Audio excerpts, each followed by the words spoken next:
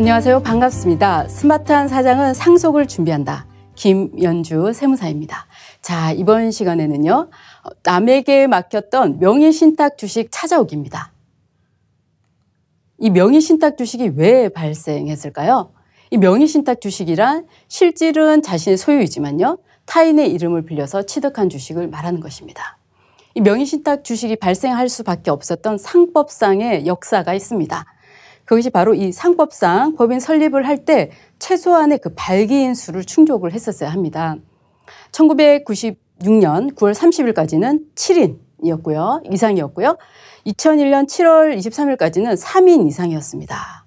그리고 그 이후부터는 지금까지 한 명의 발기인이 있으면 법인 설립이 가능했습니다. 그래서 이런 그 최소한의 발기인 수를 충족하기 위해서 어쩔 수 없이 타인 명의를 가져올 수밖에 없었던 그런 역사가 있습니다. 또 다른 이유 하나는요. 보면 이 과점주주의 납세 의무 회피를 하기 위해서였습니다. 이 과점주주란 주주 1인과 특수관계에 있는 이 주주들의 합계 주식 비율 자체가 50%를 초과하면서 이 법인의 실질적인 권리를 행사하는 주주입니다. 이 과점주주에게는요, 이 두 가지의 세금이 추가로 부과가 됩니다. 그 첫 번째 역할을 하는 것이 바로 과점주주의 법인의 제2차 납세 의무입니다.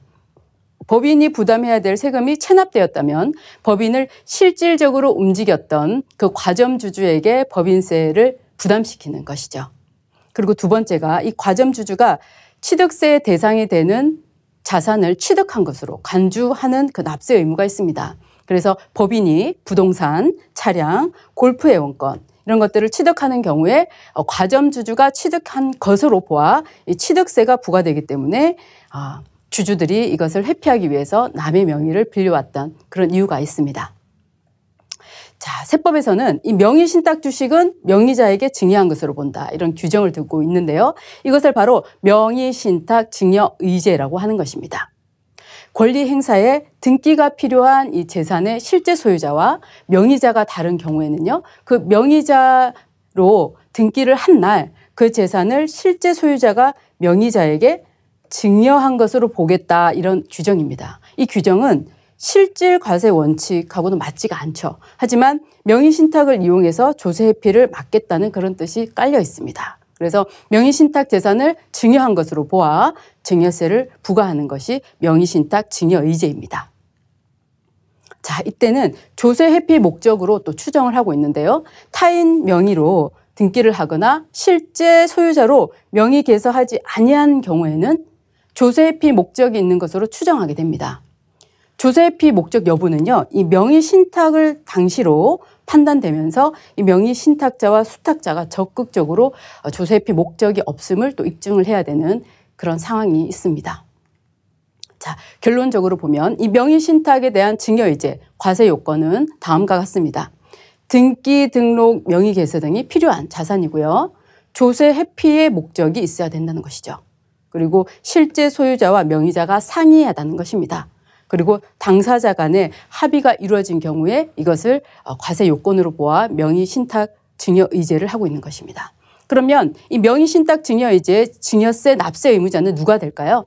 2018년까지는요. 명의수탁자가 납세 의무자이고 명의신탁자가 명의수탁자와 연대해서 납세 의무를 지었습니다. 하지만 19년 법이 개정되면서요. 이 증여의제에 해당하는 경우에는 명의자가 아닌 명의를 위탁한 실제 소유자죠. 위탁자가 되는 것이죠. 그러니까 증여세 납세 의무를 지게 됩니다. 그러면 이 증여재산 가액은 어떻게 평가될까요? 그것은 증여일, 즉 명의자로 개설된 날, 현재의 명의자로 개설된 날, 현재의 시가 또는 보충적 가액으로 평가하게 됩니다. 그리고 명의 개설한 날, 상법상 취득자의 주소와 성명을 주주 명부에 기재한 때를 명의 개설한 날로 보고 있습니다. 명의신탁 재산 증여의제는 이 증여재산 합산 배제를 하고 있는데요. 이것은 통상적으로 증여를 계산을 할 때 증여일 전 10년 내에 동일인에게서 1천만 원 이상 받은 경우는 증여재산에 합산을 해야 되지만 이 명의신탁 증여의제는 합산하는 것을 배제하고 있습니다. 그리고 합산 배제 증여 재산에 대해서 이 증여세 과세 표준을 계산할 때는요, 3천만 원을 공제하는 그런 규정이 있지만 이 명의신탁 증여 의제에 대해서는 이 3천만 원 공제하는 규정을 배제하고 있습니다. 그러면 이 명의신탁 주식의 문제점은 과연 무엇이길래 이 회사를 운영하는 데 있어서 많은 고민을 하게 되는 걸까요? 그것은 바로 이 수탁자가 만약에 사망을 하게 되면 어떤 결과를 초래하게 될까요? 명의신탁 주식이 수탁자의 상속인에게 이 재산이 넘어가겠죠. 그렇게 되면 실제 소유자였던 명의신탁자는 이 수탁자에게서 그 원래의 자신에게 주식을 가져오는데 굉장히 어려움이 많을 것입니다. 그리고 이 명의수탁자의 변심입니다. 이 회사가 성장하거나 잘 나가게 되면 주식을 가지고 있던 사람은 다른 생각을 또 할 수 있고요. 그리고 이 주식을 맡겼던 신탁자에게 만약에 병고사가 생긴다고 한다면 또 다른 마음을 품을 수도 있습니다. 이런 경우에는 가장 중요한 것은요, 정관에 이 주식 양도에 대한 제한 규정을 마련해서 이 주식이 다른 사람으로 다시 돌아다니게끔 하는 그 양도에 대한 규제를 해야 된다는 것입니다. 그리고 또 장수기업을 생각하시는 분들에게 이 부분이 굉장히 중요합니다. 기업에. 그것은 가업 상속을 위한 가장 중요한 요소가 뭐죠? 바로 50% 이상의 주식 보유 비율인데요. 이것을 충족하기가 어렵다는 것입니다. 주식이 많이 흩어져 있기 때문에 이것을 한꺼번에 다시 정리를 다해서 50% 이상의 귀속시키는 것에 대한 그 어려움이 존재한다는 것이고요. 또 한 가지는 이 명의신탁에 대한 사실 입증 관계가 어려울 수 있다는 것입니다. 시간이 굉장히 오래 지나다 보면은 정말 이 법인 설립에 주금 납입 현황이라든지 금융 비용이라든지 이런 명의신탁의 실질적인 이런 사실에 대해서 입증이 곤란한 경우가 굉장히 많습니다. 자, 명의신탁 해지. 이것은 명의신탁된 주식을 해결하는 가장 기본적이고 원칙적인 방법. 명의신탁 해지입니다. 이 명의신탁 해지는요, 타인 명의로 신탁된 주식을 실질 소유자에게 환원하는 그런 절차입니다.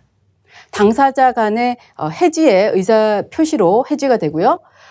본래의 자신의 재산을 찾아오는 것이기 때문에 중요한 것은 증여세가 없습니다. 가장 핵심은 뭘까요?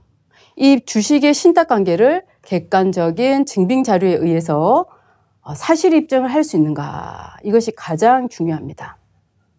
이것을 설명을 해야지 명의신탁 해지를 할 수가 있는 것입니다. 자, 명의신탁 해지를 할 때 주의해야 될 점을 한번 살펴보겠습니다. 이 명의신탁한 사실을 객관적으로 내가 설명하지 못한다면 양도소득세 회피를 위한 수단으로 보게 됩니다. 명의신탁 계약을 해지하고 실질 소유자인 명의신탁자의 명의로 환원하는 것은 명의신탁한 시점에 증여세가 과세될 수 있다는 점 반드시 주의하셔야 되고요. 배당 사실이 있는 경우는 금융소득 종합과세가 또 일어날 수 있습니다. 그리고 명의신탁 해지 소송을 통해서 만약에 승소 판결문을 받는다고 한다면 명의신탁 사실을 다시 입증을 한 것이죠. 그래서 이후에 이 수탁자가 사망하고 명의수탁자의 그 상속 재산으로 신고하는 경우에는 명의수탁한 사실을 적극적으로 설명할 수 있는 것입니다. 그리고 명의신탁 주식을 환원하고자 하는 경우에는 금융자료, 배당 내역 등의 신탁 사실을 객관적으로 입증할 수 있는 자료가 반드시 필요합니다. 그러면 이 국세청에서는 명의신탁 주식에 대해서 이 환원을 하기 위한 간소화 제도를 두고 있는데요. 그 취지를 한번 보시면 국세청은 기업 운영상 정말 불가피했죠. 저 발기인을 7인 이상, 3인 이상 그렇게 두어야 됐던 그거를 인정을 하기 때문에 명의신탁 주식의 환원 절차를 좀 더 간소화하고요. 이 간소화를 통해서 납세자의 과도한 불편 그리고 행정상의 그 불확실성을 해소하기 위해서 만들어 두었습니다. 그리고 무엇보다도 이 가업승계의 걸림돌을 제거하기 위해서 보다 원활한 기업의 안정적인 성장과 발전을 위해서 명의신탁 주식 환원 간소화 제도를 둔 것입니다. 그럼 이 신청 요건은 어떻게 될까요? 주식발행법인이 조세특례제한법상 시행령 제2조의 중소기업이어야 합니다. 그리고 주식발행법인이 2001년 7월 23일 이전에 설립된 법인이죠. 이 법인은 결국 상법상 3인 이상의 발기인 의무 규정이 있던 그때의 회사라는 것입니다. 그리고 실제 소유자와 명의수탁자 모두 이 법인 설립 당시에 발기인이어야 되고요. 법인 설립 당시 명의신탁 주식을 실제 소유자에게 환원을 해야 됩니다. 그리고 만약에 법인 설립 이후에 이런 균등 증자 등을 원인으로 해서 명의수탁자가 취득한 주식이 있다면 이것도 포함을 해야 합니다. 자, 그러면 이 신청을 할 때 제출해야 되는 서류는 다음과 같습니다. 명의신탁 주식 실제 소유자 확인 신청서가 필요하고요. 중소기업 등 기준 검토표가 필요합니다. 주식발행법인이 발행한 이 주식 명의개서 확인서도 필요하고요. 그리고 주식을 명의신탁한 사유에 대한 실제 소유자와 명의수탁자의 확인서가 필요합니다. 그리고 당초에 실제 명의신탁에 필요했던 그런 입증 자료, 그것을 설명할 수 있는 증빙 자료가 가장 중요한 것입니다. 주금 납입, 배당금 수령, 금융증빙이 필요하고요. 신탁 약정서, 법인 설립 당시의 정관, 주주명부, 법인 등기부 등본 이런 자료가 반드시 수반되어야 합니다. 이러한 신청 서류는 실소유자 주소지 관할 세무서에 제출을 하면 되고요. 만약에 이 실명 전환 주식가액이 20억 원 이상이거나 도저히 서류만으로는 실제 소유자를 확인할 수 없습니다. 이럴 때는 명의신탁 주식 실명 전환 자문위원회에 이 자문을 거친 후 결정을 하게 됩니다.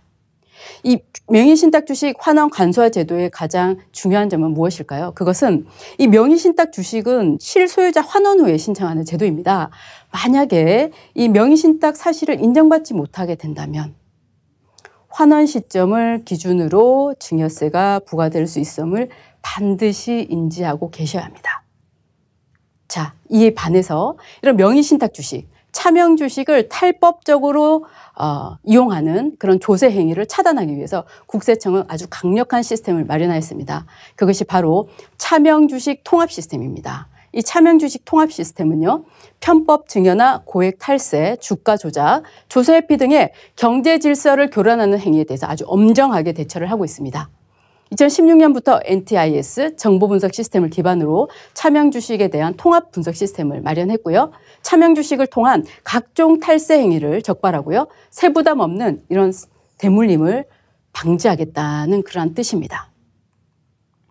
자, 그래서 장기간에 걸친 주식 보유 현황, 그리고 취득, 양도 등의 이 주식 변동 내역, 각종 과세 자료, 금융정보 분석원, 네, 이런 외부 기관 자료까지 다 연계를 해서 주식의 취득, 보유, 양도 과정을 통합적으로 분석을 한 뒤에요. 명의신탁 혐의가 높은 자료를 선별해서 검증해 나가고 조사를 해 나가는 것이 바로 이 차명주식 통합 분석 시스템입니다. 자, 지금까지 남에게 맡겼던 명의신탁 주식 찾아오기였습니다. 명의신탁의 개념은 무엇이고 왜 명의신탁 주식이 발생할 수밖에 없었으며 명의신탁 주식의 문제점 그리고 명의신탁 간소화 제도에 대해서 살펴보았습니다. 스마트한 사장은 상속을 준비한다. 김연주 세무사였습니다. 감사합니다.